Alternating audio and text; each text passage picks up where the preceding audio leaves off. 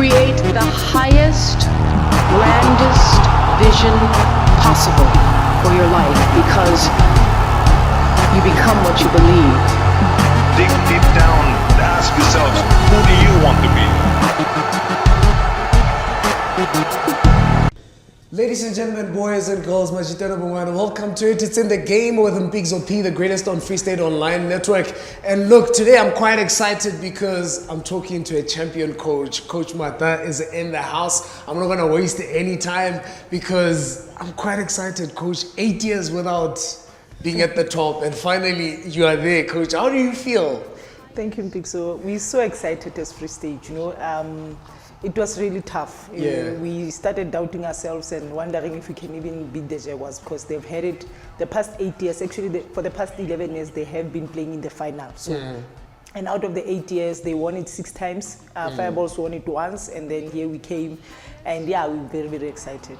But before we get too deep, Coach, for our viewers, I love it when our guests quite introduce themselves to our viewers. They kind of do a proper, introduction than us as presenters, doing introduction. If you were to introduce yourself to our viewers at home, who would you say Coach Mata is? Well, I am Sellwane Sam. I am a mother of 3 boys. I'm a wife to my lovely husband, Bernard Sam. I was born and bred in the Free State. I was born in Winberg, a very small town between Bloemfontein and Kroonstad.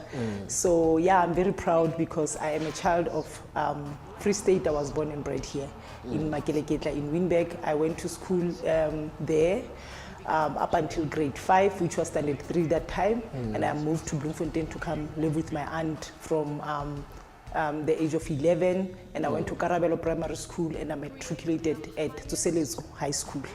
What inspired the whole idea to actually become a coach? Because we see you as a champion now, but there should be where this whole thing started.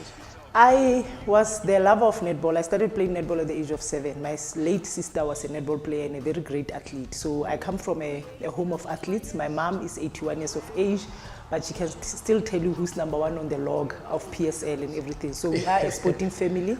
I am very blessed to have had a family of sport. So I started playing netball from the age of 7, came to Bloemfontein, and by the age of 14, I knew that this was my passion, because that's when I started playing for Free State. By then, I was the only black player who would be in the Free State team. And then up until the age of 17, I still played netball. I started playing for the national under-19 team when I was at Tsoselezo at the age of 18. So that's when I really started realizing that this thing can take me far. I went to the University of Free State. I got a bursary there, netball bursary. I studied for about 8 to 9 years for free everywhere. I got my master's degree from just playing netball and getting bursaries. Sure. That's incredible. Now, your philosophy in terms of netball, your style of play, what inspires your style of play? I think as a black child, I started learning as a player that there were so many things that we missed because we just go there and we wanna, just cut and paste. So I wanted to actually just become a role model, not just a coach, just to give hope and inspiration. Because of my background, I don't think if I had played netball, if I didn't play netball, I would have gone to the university and I would have furthered my studies. So I made it my, my goal and my main job as a coach to inspire and to go look out for children who had the same background as mine, and just make it fun, because I know that some of them come from different backgrounds and they might have difficult upbringings and different socioeconomic statuses. So when I made it in netball, I made sure that I'm not just going to be a great player. I'm not just going to be a former captain of the national team, but I needed to take this further. And this is my passion, making sure that I go out there, look for players who might be in the similar state as I was, and making a difference. And I'm so happy, and this is my passion. Coach, let's go to the Telkom Netball League now. The part that is exciting for everyone. First of all, a lot of people, when I said I'm going to interview you, they were like, why was Casey not part of the squad? Maybe it's about time we fill them in. Why was Casey not part of the squad? I am so proud to say that Casey is playing overseas. She's playing in England right now. Actually, 3 of our players, including Casey, are playing in England. And this is the type of things that are really making us excited, you know, to see our players making a living out of netball and earning pounds and everything. So we're now talking at the level of monies and everything with Casey. So yes, she's doing very well. She is in England currently. Once her season is over, she will be coming back. She is in the team for the SPA Championships. She is in my team later this year. She will be playing for Free State again. But currently, she is playing in England. How many players maybe from the Free State that we have that are playing abroad, just to inspire a young girl out there who's saying, you know what, I'm from the Free State, would I be like Casey and make it abroad? We have 3 players playing abroad. One is playing in Australia, Rolin Strichter, and then Casey Chawani is playing in England, and Lefebvre Rademan is also playing in England. So just from the Free State, we have 3 players playing there. We had 4. Carla Pretorius is back. She played in Australia for the longest of time, and we were very fortunate to have her back in the Craniums team. That must have been incredible to have a player play in Australia. I can imagine how fit physically they have to be, because the intensity that side is quite different, you know. But I see since the World Cup we're catching up. Yeah, definitely. I think a World Cup was an eye-opener for South Africa and for Africa as a whole, you know. It has brought so much hope and inspiration, and we're hoping that one day netball will be a professional in South Africa, because we are still semi-professional. Yeah. And having Carla Pretorius, like you say, coming from Australia, it was just amazing. I mean, before the final, we had a message of support from an Australian coach directed to the Craniums, and it was like such an honor, you know, because they play netball professional that side. England is playing netball professional, and Australia and New Zealand are playing netball professional. So hopefully in South Africa, after the World Cup, we have seen a massive change and a massive shift, you know, into supporting netball, and we're hoping for the best. Coach, let's go to a quick break. When we come back from the break, we really want to talk all emotions, you know, going into the final. I know you told me before we started our conversation what was your most difficult game, but I think the final should have been the most difficult game. We're going to a break. When we come back, we are definitely continuing with the conversation with the coach. Dig deep down, ask yourselves, who do you want to be?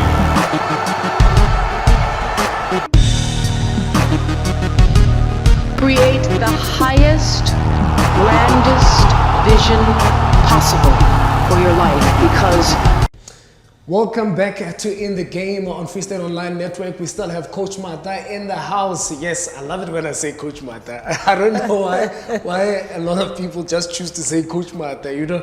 But Coach, let's go straight into the league and just talk everything in the league.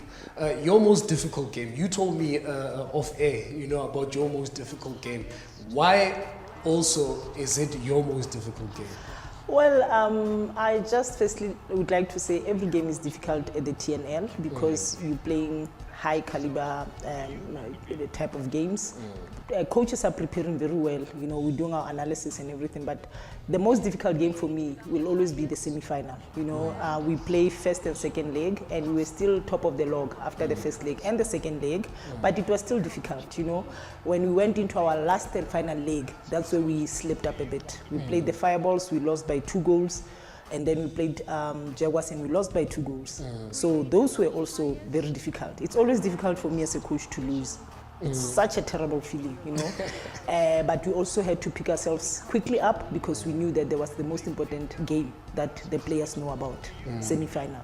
If you do not lose the semi-final, you can't go to the final. So I would say the semi-final was the most difficult, especially considering that we lost 2 consecutive matches. We lost Fireballs, we lost Jaguars, and here we are in the semi-finals against the Fireballs. So I think that was definitely the most difficult game. I had to really go into a zone and a mode where I really had to focus, because players can also read the energies of the coaches when you're supposed to be the hero, you're supposed to be telling them, we've got this, we're going to make it, and they look at you and they realize that you're actually more stressed than them. So I had to detach myself a little bit. Thank goodness it was a 6 o'clock match, so I had time to, you know, refocus and to make sure that I am there for the players. But definitely the semi-final will always be my most difficult game, because the fear of just losing the semi-final and not going into a final for me is a nightmare. But how did you prepare?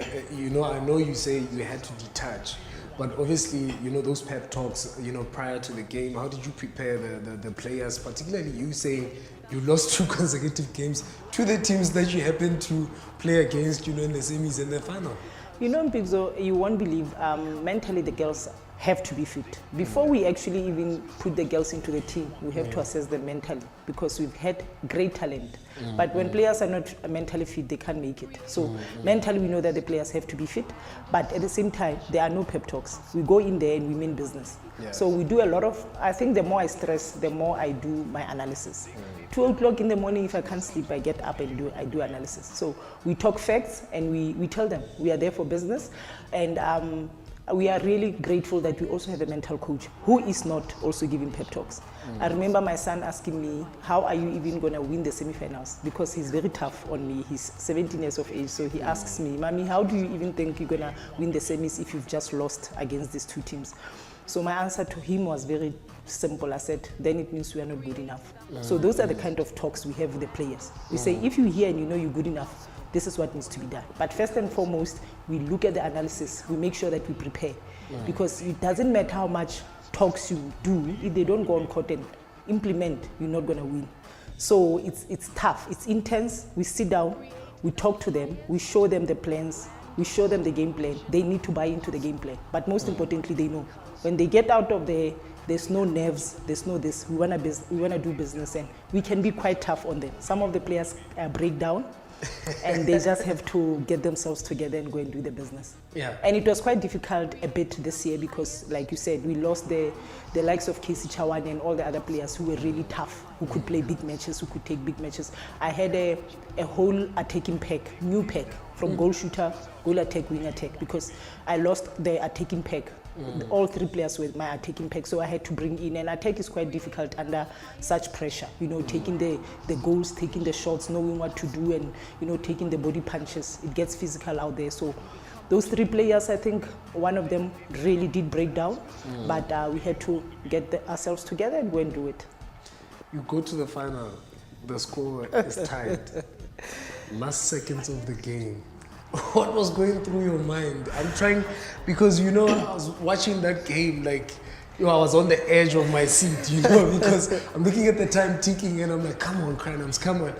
I wonder for you in that moment, in real time, what was going through? As coaches, we know when to pick in terms of the stress levels and everything. I know that my physios and the other, the other management, like my team manager, they would always say, Coach, I didn't sleep. I'm like, why don't you sleep? The game is only at 6. And that's how we approach the final. It's an hour match. And I think we learned a lot from losing last year's final. I know coaches will also tell you we learn a lot from losing than from winning matches. Because if you win a match, everything is okay, you are happy. But when you start losing, that's where you do and you go back and do your homework, and you go and do intense and thorough analysis. So what we did, we realized that last year when we played the Jaguars, because they are quite difficult, I must say I didn't like hearing a lot of people saying a Jaguar is a different beast in the final. I was really starting to not like that, but we knew how difficult they were going to be. We know the BMT that they have as a team. I mean, they've been in every final since the beginning of Telkom Netball League, since the beginning of this semi-professional league. They have been in every final, so they know how to play the finals. So what we did was we went back to how we lost it last year, and we realized that we didn't play for 60 minutes last year. We played for 55 minutes because the first 5 minutes we were still fumbling, and we only started getting into the game on the 6th minute of the game. It's too late. So what we did this year, we approached it differently. We said we are going to play a final for 60 minutes. So as a coach, you can't sit there, the first center pass, and you're like, oh, what's happening now? No. The game is going to be for 60 minutes. And another mistake that we made last year was we took it quarter by quarter. This year, we took it game by game. We took it minute by minute and ball by ball. So when you are a coach and you're sitting there, you don't worry about the end result. That will take care of itself. We need to keep the score ticking, and we need to look at the clock, and we need to manage the players. So while you're sitting there, there's no time to stress. You need to see, how is that one doing? What is the time? How much ball do we have? So our plan was different this year. And when you have so many things to think about in that hour, you don't worry about the end result. The end result will come. And I told them, we need to keep on grinding. The first quarter, I think how we approached the whole game was, in every minute, we needed to know, are we utilizing the ball? How we're managing so many things.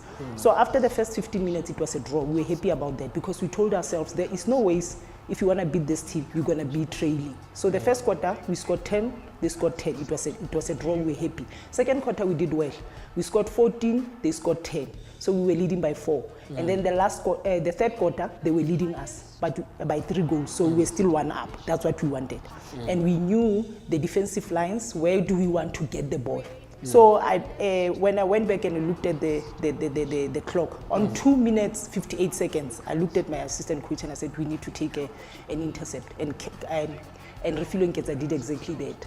Coach, I want to go to a break so that we can come back and conclude the conversation. But I really want you to give me the feeling. It must have been intense. I tell you, 46, and you can think of all the possibilities that could have happened. Extra time and everything else that come after that. But let's go to a quick break. When we come back, I want the coach to give me that feeling. Dig deep down and ask yourselves, who do you want to be?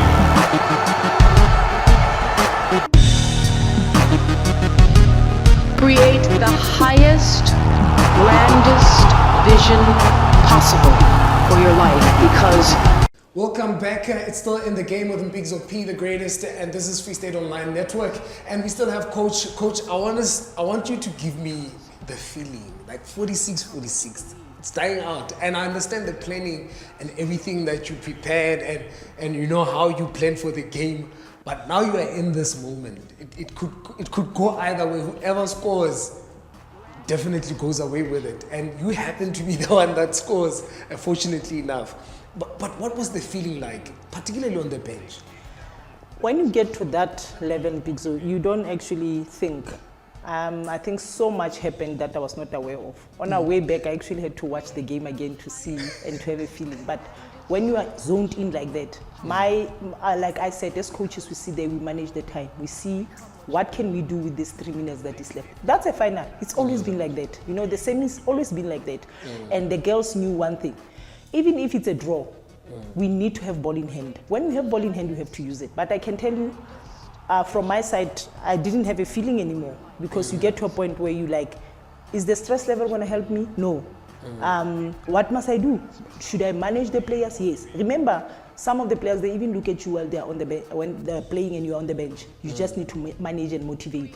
Now, I cannot sit there. Yes, the nerves are there. I'm done. I'm finished. I'm thinking of all the possibilities. Extra time was not something that we planned. I remember my physio making a joke saying the nachos were finished and all the other snacks that they eat on the bench, and we cannot have an extra time. We were laughing about it at that time, but when the thought of it came to us, it was something that we didn't want to think about. First of all, we had 3 tough matches prior to the finals. So we knew that the girls were finished. We knew that they had left everything. I'm sure you saw Refilo Nketsa after that last whistle when she just broke down and went on her knees, and all the players just going down. So we knew that Jaguars was having a lot of depth on their bench, and we didn't. So we had exhausted all our players, so we did not want to go to extra time. Hence you see that last ball, the last 20 seconds, we had to plan. We had to plan what to do about it, and we had to take a risk, and it worked. Because at the end of the day, we told them the team that was going to take it was going to be the team that has the ball in hand the last 30 seconds, and it happened to be us. So as coaches, I think we go through these moments and this emotion so many times that when you get to a final, you need to be a better person, because all these players are looking up to you. The nerves will always be there, the anxiety will always be there, but keep on planning, keep on looking at the time, at the players, at the ball, and keep on motivating and making sure that we get that last ball in. What a win. What a win. I wouldn't have chosen it either way.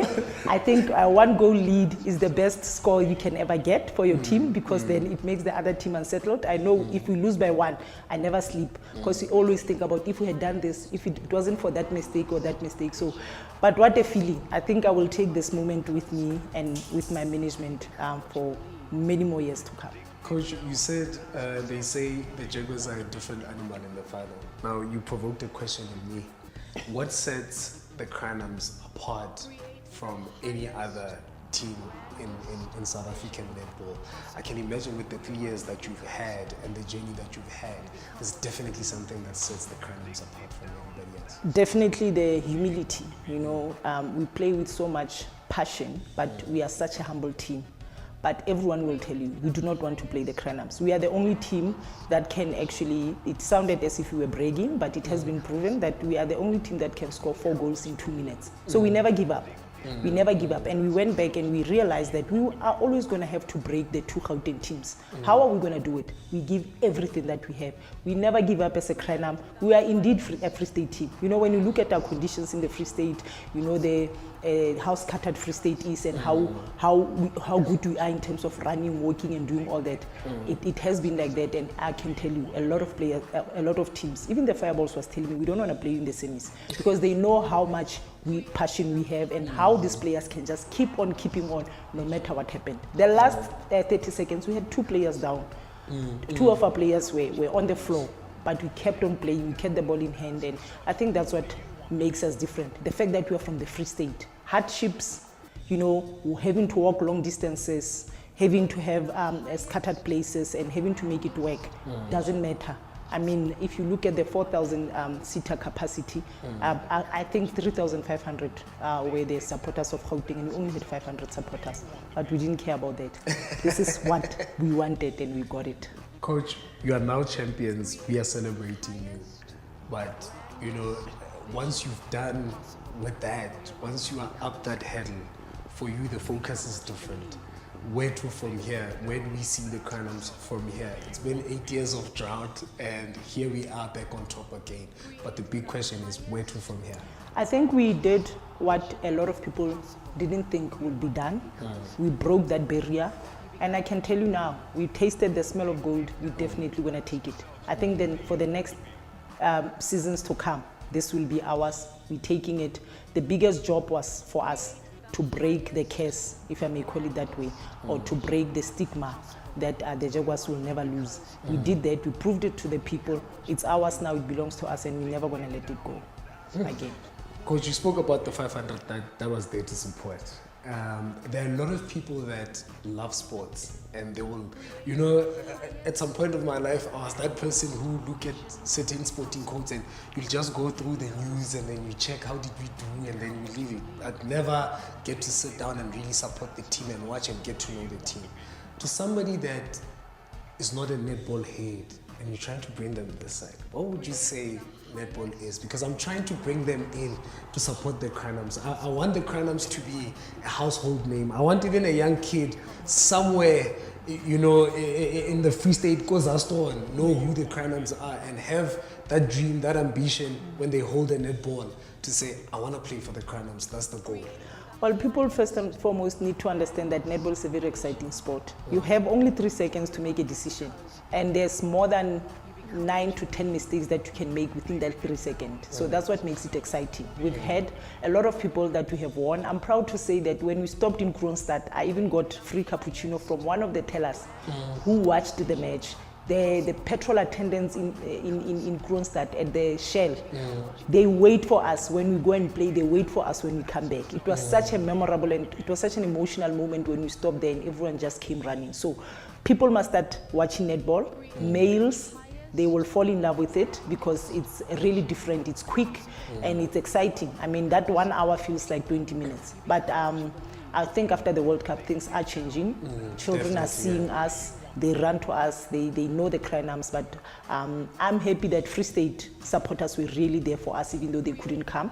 But we realized with messages that we received and everyone else who stops us when we walk and they just appreciate us. Coach, thank you so much for coming through in your busy schedule, and congratulations as the champion, and I hope that you do it again, you know, next season, but I appreciate you coming through. Thank you so much, Mpixo. Thank you for having me. That's how we wrap it up with Coach Martha, and as always, I'll never drop the mic without saying this: to whom much is given, much is expected, and to whom much is expected, much is required. Every champion that is a champion today was once a contender, refused to give up. I'm Mpixo, the greatest for Free State Online Network. God willing, I'll see you next time. Adios.